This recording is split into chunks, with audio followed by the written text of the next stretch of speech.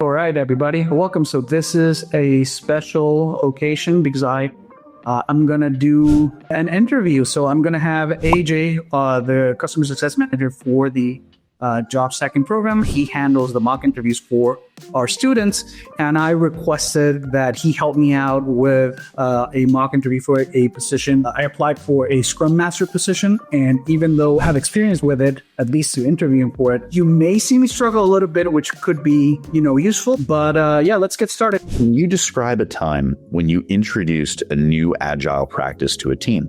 What was the outcome? So one time I was brought in as a Scrum Master, and they really weren't implementing the Scrum framework at all. They were just doing basically the daily, they had daily stand-ups and they had like 2-week releases. But other than that, it wasn't really agile or anything of the sort. They weren't improving,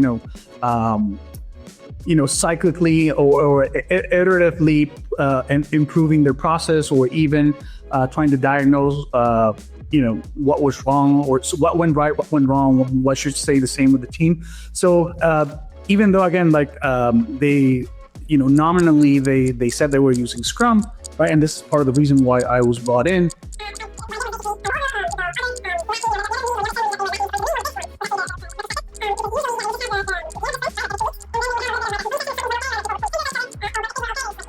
What I did was basically implement the other meetings or the other ceremonies that they were lacking. I started implementing retrospectives. I explained that the point of the retrospective is not to point fingers at each other, but to determine what went right, what went well, anything new that we should try to implement, and what should stay the same. Well, so when we do these mock interviews, often we give feedback on a per answer basis. I think that answer was solid. I think it started off a little bit maybe shaky, and then it got a lot stronger and tighter as it went on. Overall, could have been maybe a little shorter, but it demonstrated to me that you had familiarity with it. You gave me a narrative that I could actually walk through of okay, the way that they're doing things, there's a lot of pointing fingers. There's a lot of potential rancor and discontent. I'm going to come in there and show here's an actual method we can implement to kind of streamline that and get rid of the some of the personal feelings and kind of make things improve morale for everybody. So next question, what steps do you take to ensure daily stand-ups stay focused and valuable for the team? So this is another big one because the purpose of the daily stand-up is for the entire team to be synced regarding each other's work. It is not a meeting where you're supposed to go over all of your work, all of the things that you're encountering, give status as if it was, you were giving a report to a superior.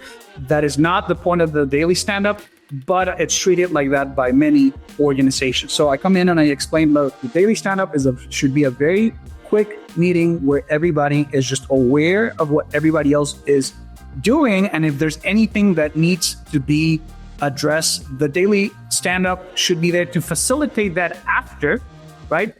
But in that moment, in the meeting itself, it should only be about addressing those concerns. So basically, the three basic questions that you have at daily stand-ups: what did I do yesterday, or what did the person technical team work on yesterday? What am I planning on working today? And what do I have any blockers, if any? Again, if any of those three questions require extra attention, they should be handled outside the daily. And your job as a Scrum Master, if need be, is to facilitate that. So there are, again, many techniques. There's the, this is very hard to implement, but there's the one where everybody's doing push-ups, or it's in a push-up position. I forget the technical term for that. And so you have to tell your update before running out of stamina. Basically, it makes people, it makes meetings go very, very fast.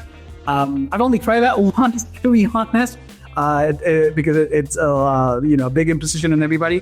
But definitely, reiterate, try to, educate the team on the fact of what the purpose of the meeting is, and then just mediating whatever needs to be done after.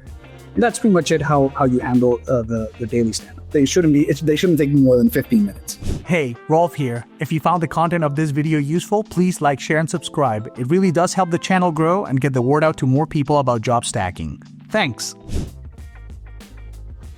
Ironically, that answer was longer than it probably needed to be. From the middle to like maybe a little bit before the end, that was the real beef. That was the really strong end, because you started out with kind of what the daily stand-up is not.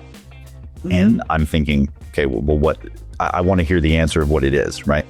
Yeah. So I think putting it in the context of it can become other things that it shouldn't, that's good. That's great context. But I will put the positive rather than the negative closer to the beginning. I would have put that positive statement of like, well, a daily stand-up is this. And what I've found is that unfortunately they could sometimes be treated as this or this. And so my job is to, make sure that we actually, implement it. And I'll say one more thing about that, and this is something that I and many other people have kind of do as well, where you'll sometimes be explaining something and you kind of, you play devil's advocate with yourself, and you kind of want to preempt a lot of negative framing so that you can, in your head, you're trying to frame the positive more strongly.